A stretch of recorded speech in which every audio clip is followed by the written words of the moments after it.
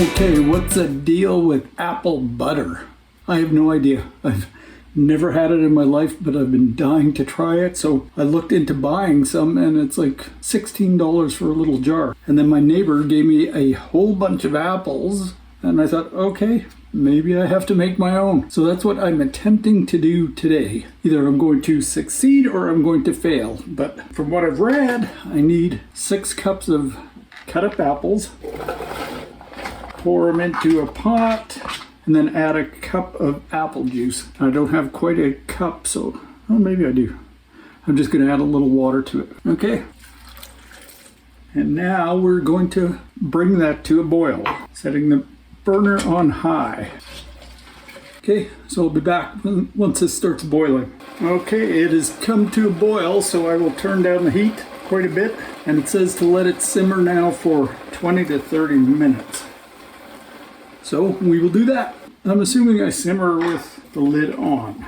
Okay, so we'll give that 30 or 25 minutes. Okay, back in 25. Okay, wow, this is smelling really good. Okay, it says to stir occasionally. Okay, we've got another 20 minutes.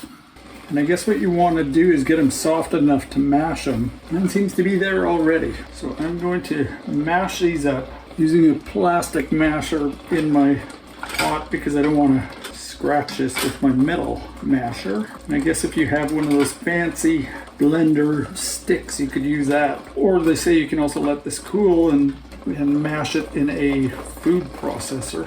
And by hand mashing it, I guess mine will be chunkier than if I were to do it with an electric device.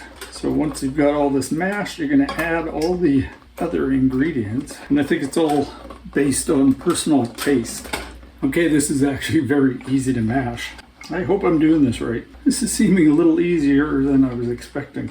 Okay, so the other ingredients, I'm adding a half cup of white sugar.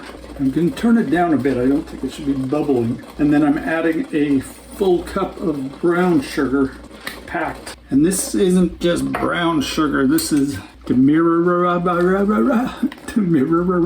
I'd never heard of this until the great sugar shortage of whatever year that was when I had to buy this because that's the only sugar I could find. Okay, and so now these spices of life. It's saying 1 tablespoon of cinnamon. It seems like a lot. Okay, and then a half a teaspoon of cloves and a 1/4 teaspoon of nutmeg. And then I'm going to give it a fall twist and add a half teaspoon of pumpkin spice. Okay, and you give it a stir. Oh, it's smelling good already. Okay, I don't know if you can tell, but it's turning a very dark color because of all those spices. Okay, and now it says to cover and simmer for 35 to 45 minutes. Wow, that's a long time. Okay, and I actually forgot to add ginger. Well, I didn't forget, the recipe didn't call for it. But I love ginger, so I'm going to add that too. Well, it's getting very thick. I guess that's supposed to be how it is. Okay, time is up. Time to shut off the heat and take this off the heat. I'll give it one last stir. Right now it is like molten lava. Very hot. I don't know if you can tell, but mine is very chunky because of course I didn't use an electric device to blend it. But yes, so now we just let it cool and then transfer it into jars and give it a taste. Okay, I'm actually going to transfer it to a smaller container and hopefully that'll help cool it down quicker. As yes, it's still very hot. Okay, so here it is. You can see how dark the color is. I wasn't sure if I did something wrong, but from what I've seen online, yeah, this is standard color.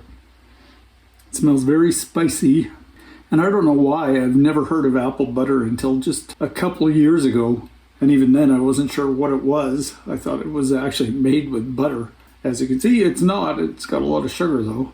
So I'm going to put this in the fridge to let it cool a little quicker, and then I'll transfer it to different containers and we will taste it. Okay, so I've given it time to cool down in the fridge, and yeah, there's a lot more here than I was expecting. So I'm going to transfer it into containers. I got these at the dollar store. I love the size of them and the interlocking method of them.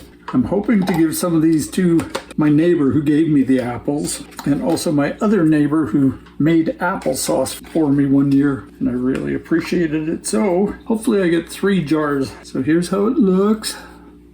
Mine is chunky, as I mentioned, and supposedly you're supposed to make it super smooth, but what I was thinking is this seems like a very old-timey recipe, like something the pioneers would have made. So how did they didn't have immersion blenders or food processors, so they must have mashed it like the way I did. So I guess they had thick and chunky apple butter as well. I'm not sure how many jars I'm going to get out of this. This was made with 6 cups of apples. Geez, here I'm saying I'm going to give it to my neighbors and I haven't even tasted it yet. That might be a thing to do. The video I watched on this, she said it would last in your fridge for about a month. So yeah, it's probably due to all that sugar. Okay, so I didn't get 3 full jars. But yeah, let's taste this before I get too excited here. Okay, so I've just got some bread. From what I gather, usually a lot of people eat it on toast. So let's dip in and give it a taste.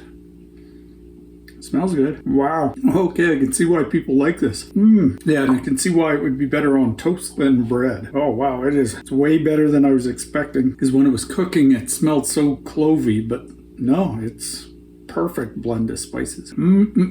Okay, I'm a fan of apple butter. Let me know your apple butter stories. Is this something just Western Canadians don't eat? Or let me know in the comments if you've tried apple butter and what you think of it. Okay, and if you like this video and if you'd like to see me do more kitchen stuff, let me know in the comments. And please subscribe to the channel if you haven't already. I'd really appreciate it. And leave this video a like. That'll show me too that you maybe want to see more of me attempting to cook. This was so much easier than I was expecting. Actually, the hardest part was just peeling the apples, which I thought would be the simple thing to do, but no, it was a simple, easy recipe. So yeah, until next time, that's it. That's the deal with apple butter.